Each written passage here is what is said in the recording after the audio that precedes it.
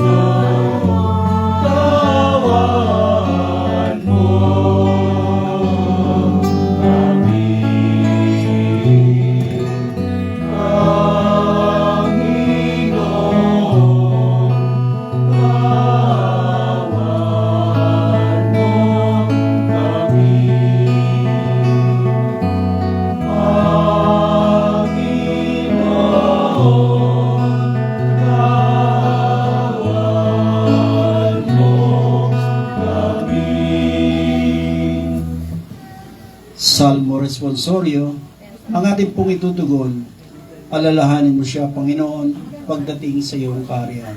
Alalahanin mo siya, Panginoon, pagdating sa iyong kaharian. Ang Panginoon ay ang aking pastol, di ako nangangailangan ng anuman. Inilalagay ako sa mga sariwang pastulan na aking pahingaan. Alalahanin mo siya, Panginoon, pagdating sa iyong kaharian. Pinagiginhawa ang aking kaluluwa, pinapatnubayan ako sa tumpak na landas, alang-alang sa kanyang pangalan. Maglakad man ako sa madilim na landas, wala akong katatakutang masama sapagkat sumasa akin ka. Alalahanin mo siya, Panginoon, pagdating sa iyong kaharian. Ang iyong pamalo at tungkod ay siyang nagpapasigla sa akin. Pinapakain mo ako sa harap ng aking kalaban, pinapahira ng aking ulo ng langis, umaapaw ang aking kopa. Alalahanin mo siya, Panginoon, pagdating sa iyong kaharian. O maway nga ma, Diyos na walang hanggan, dinggin mo ang aming panalangin para sa iyong anak na si Queen Hilary Cassie na binawian mo ng buhay. Pagkaloob mo siya ng liwanag, kaligayahan at kapayapaan, loobin mong makaraan siya ng maluwalhati sa pinto ng kamatayan upang matamas ang buhay na walang hanggan sa piling ng iyong banal at ng aming amang si Abraham. Ipagadya mo siya sa lahat ng masama at sa araw ng muling pagkabuhay, gantimpalaan mo siya kasama ang iyong mga banal. Patawarin mo ang kanyang mga kasalanan at pagkukulang. Bigyan mo nawa siya ng buhay na walang hanggan sa iyong kaharian. Amen.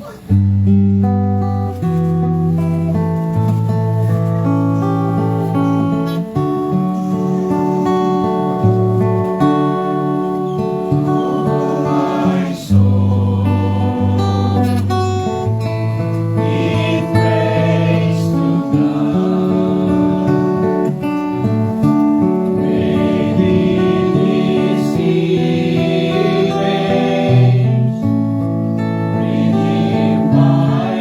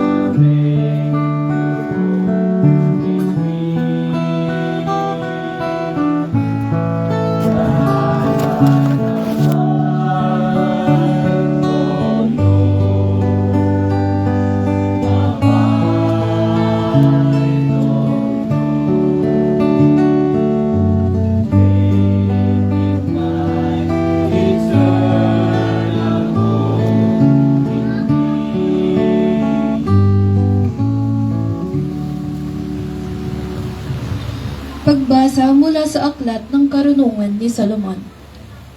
Ngunit ang mga matuwid ay nasa kamay ng Diyos, at di sila makararanas ng kauntimang pahirap. Sa akala ng mga hangal, ang mga matutuwid ay namamatay. Iniisip nila na ang kamatayan ay kapahamakan, at ang pagpanaw nila ay tuluyan ng paglaho. Ngunit ang totoo, sila ay nananahimik na. Bagamat sa tingin ng tao, sila'y pinarurusahan. Ngunit ang totoo, sila'y nasa buhay na walang hanggan. Ang kaunting pagkitiis nila'y tutumbasan ng malaking pagpapala na patunayan ng Diyos na sila'y karapat-dapat. Sila'y kanyang sinubok tulad ng ginto sa tunawan, kaya't sila'y tinanggap niyang parang handog na sinusunog. Pagdating ng panahon para gatimpalaan ang mga banal, magniningning silang parang ningas ng nagliliyab na dayam. Sila ang mamamayani sa mga bansa sa daigdig, at ang Panginoon ang maghahari sa kanila magpakailanman.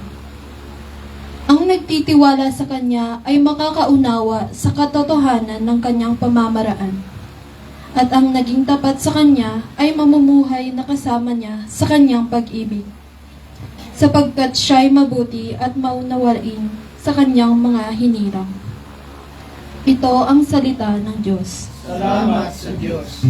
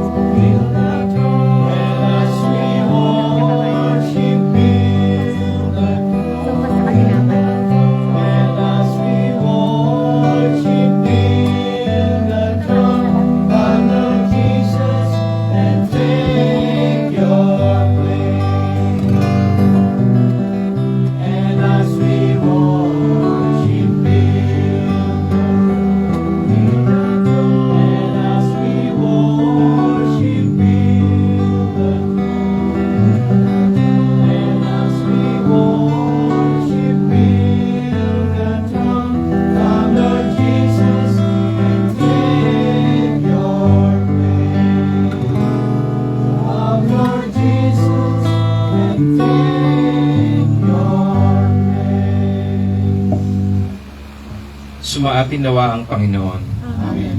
Ang mabuting balita ng Panginoon ayon kay San Mateo. Puri sa iyo, Panginoon. Nang panahon na iyon, nang makita ni Jesus ang napakakapal na tao, umahon siya sa bundok. Pagkaupo niya ay lumapit ang kanyang mga alagad at sila'y tinuruan niya ng ganito.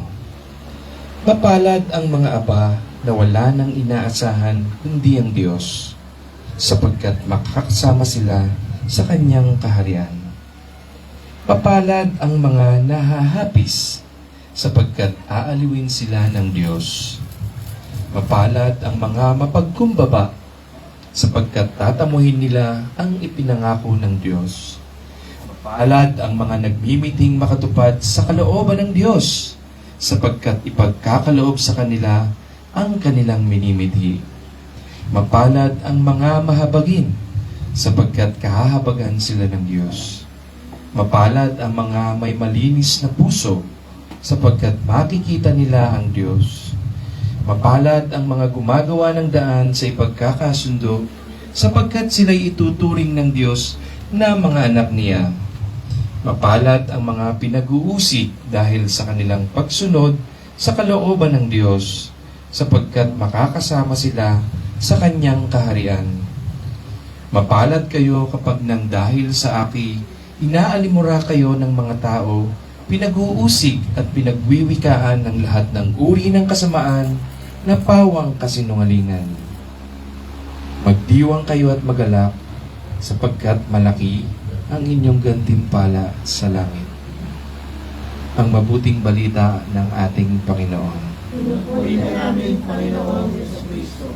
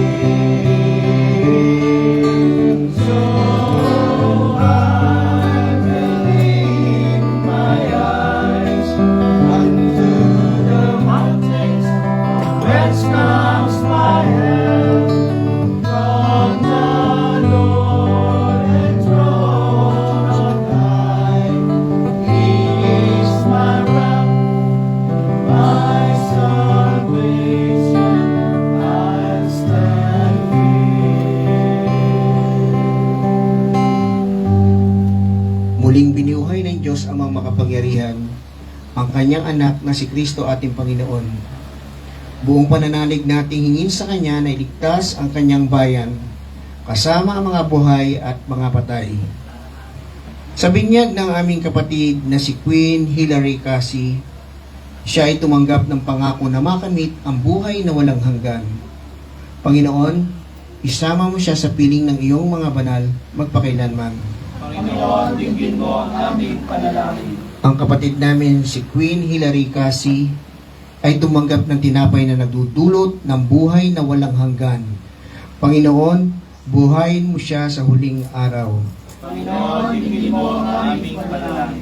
Idinadalangin namin ang aming mga kapatid, kamag-anakan, lahat ng aming mga mahal sa buhay na gumawa ng mabuti. Panginoon, gantimpalaan mo sila ng dahil sa kanilang kabutihan. Panginoon, dinggin mo ang aming panalangin. Inidadalangin namin ang lahat ng mga yumao na umaasang muling mabubuhay. Panginoon, tanggapin mo sila sa iyong kaharian. Panginoon, dinggin mo ang aming panalangin. Idinadalangin namin ang lahat ng naririto na sumasamba at sumasampalataya. Panginoon, pag-isahin mo kami sa pananampalataya at pag-ibig. Panginoon, dinggin mo ang aming panalangin. Sabay-sabay nating awitin ang panalangin itinuro sa atin ng ating Panginoon.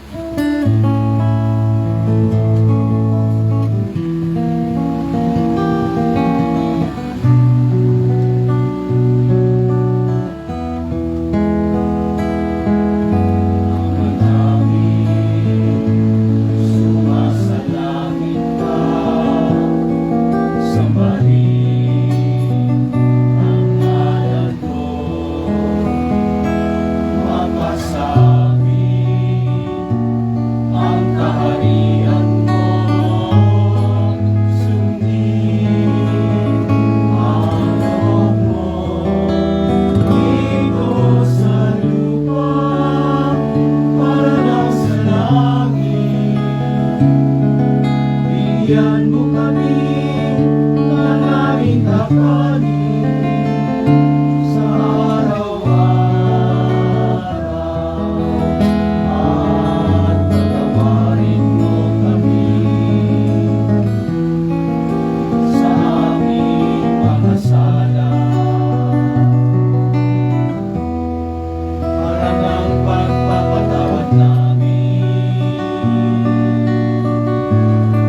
sa nagkakasala sa amin.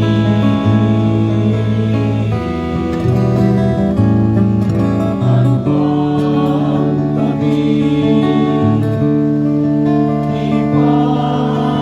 ipahintulot sa tukso, ang iyan mo kami sa lahat ng masama.